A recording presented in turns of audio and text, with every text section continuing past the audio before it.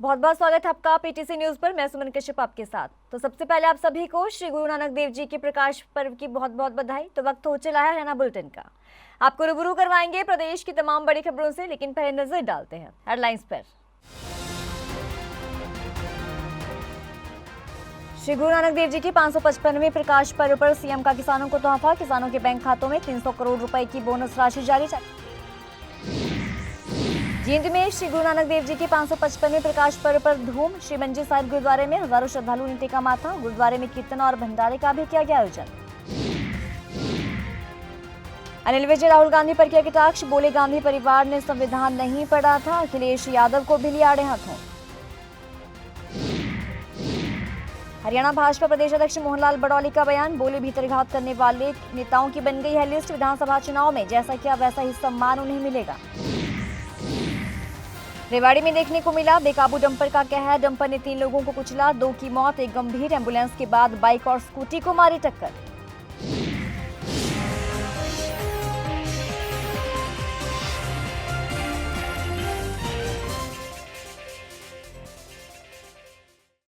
और अब खबरें विस्तार से।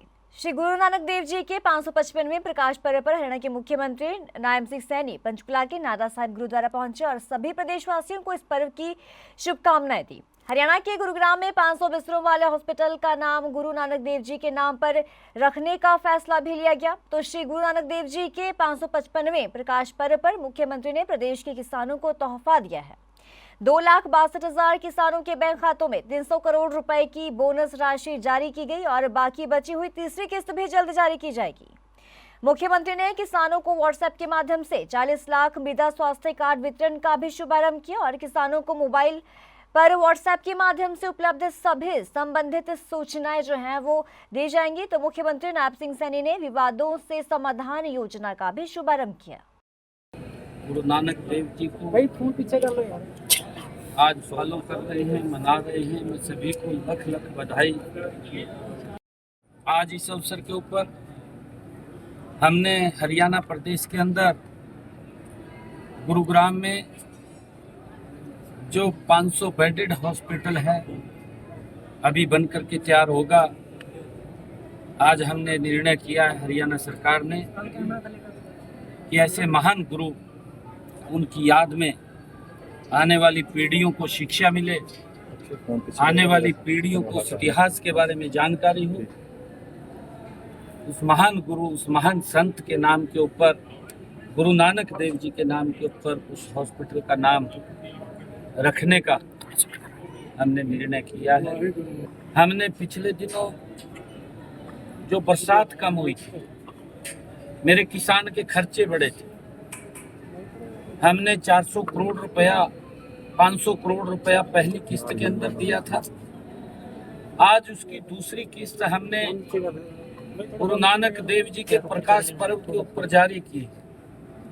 आज 300 करोड़ रुपया आज हमने किसानों के खाते के अंदर डीबीटी के माध्यम से पहुंचाया है। हमने आज एक पोर्टल को लॉन्च किया है और हमने उसको 6 महीने तक एक लॉन्ग टर्म के लिए लगभग 7,000 हरियाणा प्रदेश के अंदर ऐसे लोग हैं जो पीड़ित थे, उनकी समस्याओं के समाधान के लिए आज हमने इस समस्या समाधान को जारी किया है ताकि लोग इसका लाभ उठा करके आप आगे बढ़ सकें, उसका ग्रीवेंस खत्म हो सके।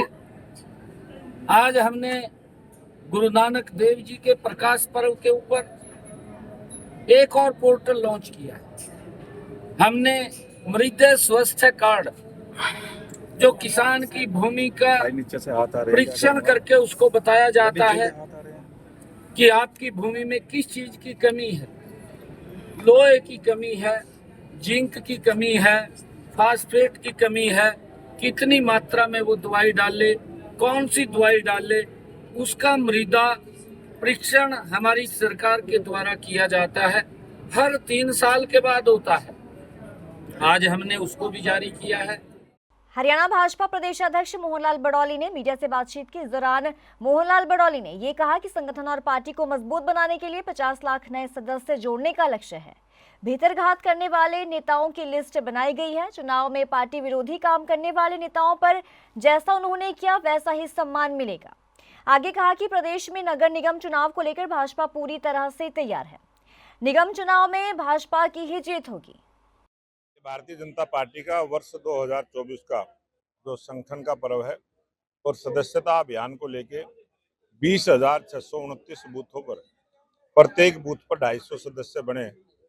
इस प्रकार से 50 लाख सदस्य पूरे हरियाणा प्रदेश में बनाने का लक्ष्य भारतीय जनता पार्टी की पूरी टीम ने लिया है और 10 लाख से ज्यादा सदस्य भारतीय जनता पार्टी के बने।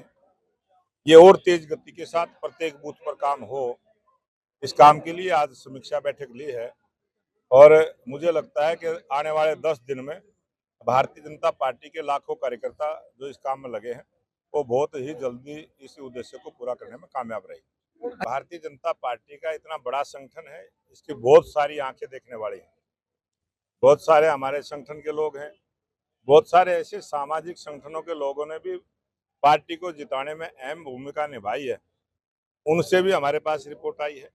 और बहुत सारे हमारे प्रवासी कार्यकर्ता जो बाहर स्टेट से आए थे उन्होंने भी यहाँ काम किया है, वो जनता के बीच में रहे हैं। पूरी जानकारी पार्टी के पास है, हर आदमी की जानकारी पार्टी के पास है और जैसे जैसे काम जिस कार्यकर्ता ने किया है उसी प्रकार का सम्मान देने का काम भारतीय जनता पार्टी सबके लिए करेगी। कैबिनेट मंत्री अनिल विज ने राहुल गांधी पर निशाना साधा और कहा कि गांधी परिवार ने संविधान नहीं पढ़ा था और राहुल गांधी को पता होना चाहिए कि उनकी दादी ने संविधान के साथ क्या खेल खेला। 1975 में संविधान की सभी शक्तियां खत्म करके 1.5 लाख लोगों को जेल में डाल दिया गया था। तो वहीं अखिलेश यादव को भी अनिल विज ने आड़े हाथों लिया। सुने क्या कुछ कहना है अनिल विज का। राहुल गांधी जी देश में नफरत फैलाने का काम करते हैं। संविधान गांधी परिवार ने नहीं पढ़ा और राहुल गांधी जी को मालूम होना चाहिए कि इनकी दादी ने संविधान के साथ क्या खेल खेला था। 1975 में संविधान की सारी पावरें जो ख़त्म करके 1.5 लाख लोगों को जेल में डाल दिया था, इमरजेंसी लगा दी थी, मौलिक अधिकार ख़त्म कर दिए थे, लोगों की ज़बरदस्ती नसबंदी करी थी। तो संविधान तो गांधी परिवार ने नहीं पढ़ा, हमने अच्छी तरह पढ़ा हुआ है, हमें मालूम है। बहुत कुछ पहले नहीं होता था, कई प्रयास किए, चंद्रमा पर हमारा यान नहीं उतरता था, हमने उतार के दिखा दिया। तो अखिलेश यादव जी, हम वो भी करके दिखा देंगे। हरियाणा सिख गुरुद्वारा प्रबंधक कमेटी द्वारा श्री गुरु नानक देव जी के प्रकाश पर्व पर ऐतिहासिक गुरुद्वारा पहली पातशाही से नगर कीर्तन निकाला गया। नगर कीर्तन धर्मनगरी कुरुक्षेत्र के शहर के विभिन्न मार्गों से होते हुए कुरुक्षेत्र के ऐतिहासिक गुरुद्वारा छठी पातशाही में शाम के समय समापन और श्री दरबार साहिब अमृतसर की तर्ज पर रंगीन आतिशबाजी भी हुई। हरियाणा सिख गुरुद्वारा प्रबंधक कमेटी के प्रदेश प्रवक्ता कंवलजीत सिंह अजराना ने कहा कि आज देश विदेश में श्री गुरु नानक साहिब जी के प्रकाश पर्व बड़े धूमधाम के साथ मनाया जा रहा है और देश से भी कई सिख परिवार पाकिस्तान में गुरुधामों के दर्शन करने के लिए भी गए हुए हैं। श्री गुरु नानक साहिब जी के प्रकाश पर्व को लेकर महानगर कीर्तन जगह जगह पर निकाला गया और उसका भव्य स्वागत भी हुआ और इसी के साथ महाराज के स्वरूप की सुंदर पालकी का स्वागत भी किया गया। भारी संख्या में श्रद्धालुओं ने नगर कीर्तन में शामिल होकर माथा भी टेका। दुनिया के रहबर गुरु नानक पातशाह जी का 555 प्रकाश पुरब बड़ी धूमधाम नाल दुनिया दे विच मनाया जा रहा है। उस तरह के उत्ते कुरुक्षेत्र विखे भी अज नगर कीर्तन कढ़िया जा रहा है। भारी संगतां दे इकट्ठ दे विच आप जी ने वेखिया सारियां संगतां ने होम हमा के रल के हरियाणा सिख गुरुद्वारा मैनेजमेंट कमेटी के नाल रल के बहुत वधिया उपराले कुरुक्षेत्र विखे कीते ने। मैं बेनती करना अपनी दुनिया दे विच वसदे सिखां नूं कि जिस तरह दिवाली नूं आपां दीपमाला कर रहे हैं उस तरह अपने रहबर गुरु नानक पातशाह महाराज के प्रकाश पुरब के उत्ते अपने घरां दे विच दीपमाला आपां करिए ताकि दुनिया दे विच इक जिहड़ा वखरा धर्म चलिया जिहड़े साडे दे रहबर दा जिहड़ा प्रकाश पुरब है वो वखरे ढंग नाल मनाइए। सारिआं नूं बेनती है। तो पूरे देश भर में गुरु नानक साहिब का 555वां प्रकाश पर्व जो है वो धूमधाम के साथ मनाया जा रहा है, जिसमें देश भर में झांकियां, कीर्तन और भंडारे का भी आयोजन किया गया। जींद का श्री मंजी साहिब गुरुद्वारा अपने आप में एक इतिहास बनाए हुए हैं। गुरुद्वारा कमेटी के मेंबर गुरदीप जत्थेदार ने ये कहा कि आज पूरे भारतवर्ष में 555वां गुरु नानक साहिब का प्रकाश पर्व मनाया जा रहा है। हजारों की संख्या में श्रद्धालु गुरुद्वारे में माथा टेकने के लिए आए और परिवार की सुख समृद्धि के लिए अरदास भी की। वाहिगुरु जी का खालसा, वाहिगुरु जी की फतेह। आज श्री गुरु नानक देव जी महाराज जी का 555वां प्रकाश पर्व मनाया जा रहा है। पूरे देश विदेश के अंदर, पूरी दुनिया के अंदर श्री गुरु नानक देव जी की दी हुई जो शिक्षाएं हैं उनको हर गुरु घर के अंदर गायन किया जा रहा है। इसी तरह आज गुरुद्वारा मंजी साहिब पातशाही 9वीं जींद में भी श्री गुरु नानक देव जी का प्रकाश पर्व हरियाणा सिख गुरुद्वारा प्रबंधक कमेटी की तरफ से व जींद की समूह संगतों की तरफ से मनाया जा रहा है, जिसके अंदर हमारे रागी सिंह, प्रचारक सिंह व हमारे जितने भी टाडी सिंह हैं, कविसर सिंह हैं, वो सभी श्री गुरु नानक देव जी की दी हुई शिक्षाओं का वर्णन कर रहे हैं। जो गुरु नानक साहब जी का सफ़ा है कि सरबत का भला, सरबत के भले की हमारे यहाँ पे हमेशा अरदास होती है। और जो गुरु नानक देव जी की दी हुई शिक्षाएं, कीर्त करो, नाम जपो, वंड छको, उसी के बारे में उपदेश दिया जा रहा है कि आप अपना कार्य करो, नाम उसके साथ साथ उस भगवान को भी याद करो, और जो आप कमा के लाते हो उसको आप सभी जो लाते हो सभी के अंदर बांट के खाओ।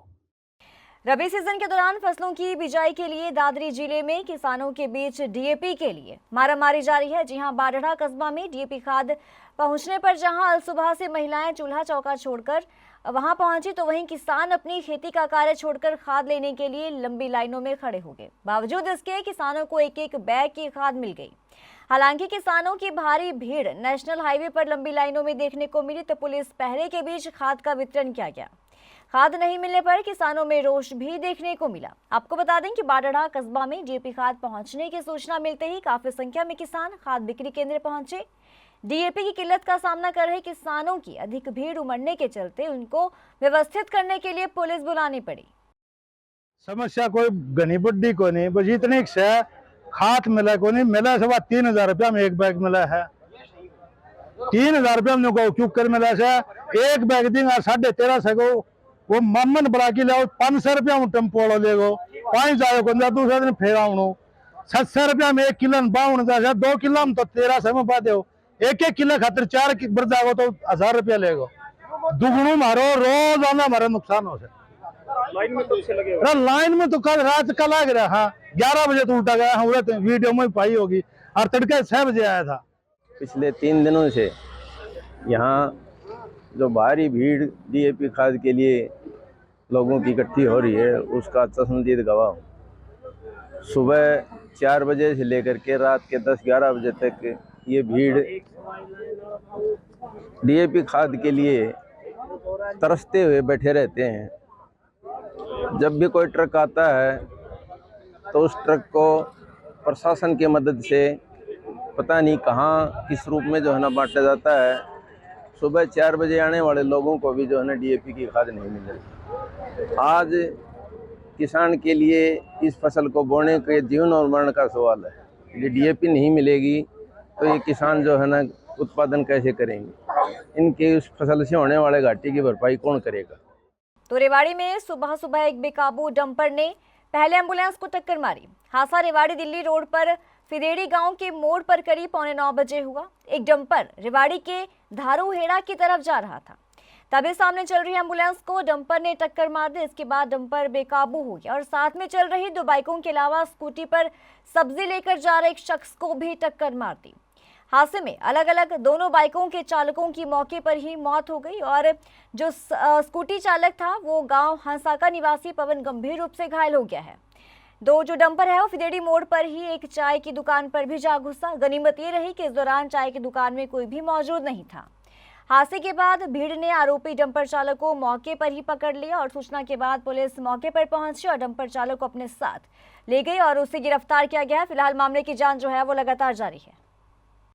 ये गाड़ी यहाँ से आ रही थी, रेवाड़ी की साइड से ट्रक आ रहा था और इसके आगे एक एम्बुलेंस और 3 व्हीकल व्हीकल थे और तीनों को समेटते हुए यहाँ से खींच के ले गया। उसके नीचे 2 आदमी आ गए, लेकिन एक तो डेड हो गया और एक आदमी ज़्यादा सीरियस है और एक हाथ से बच गया, हल्की फुल्की चोट।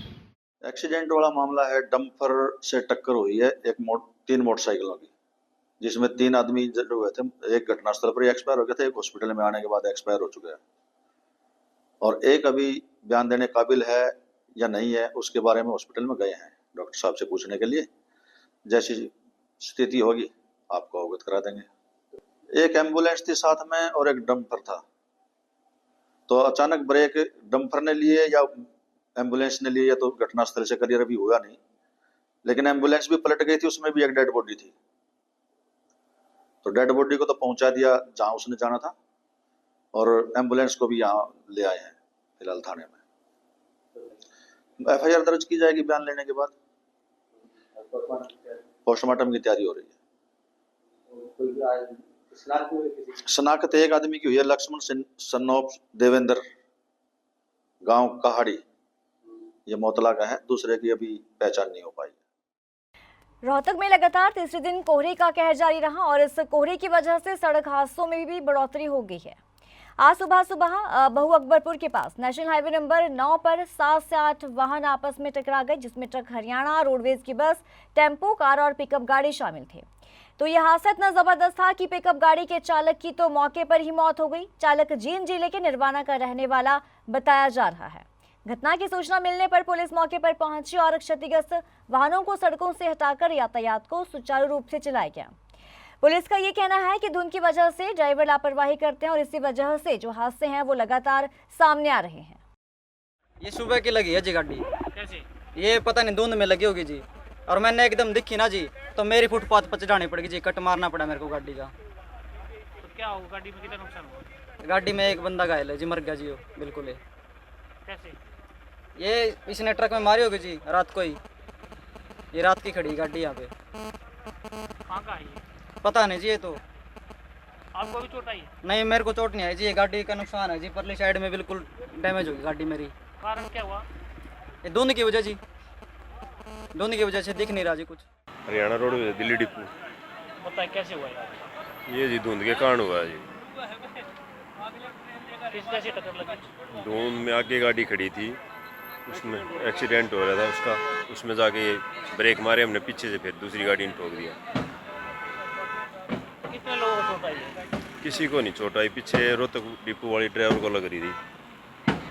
दोनों रोहतक डिपो की बस थी? ना, ये दिल्ली डिपो की, एक पीछे रोहतक डिपो की है।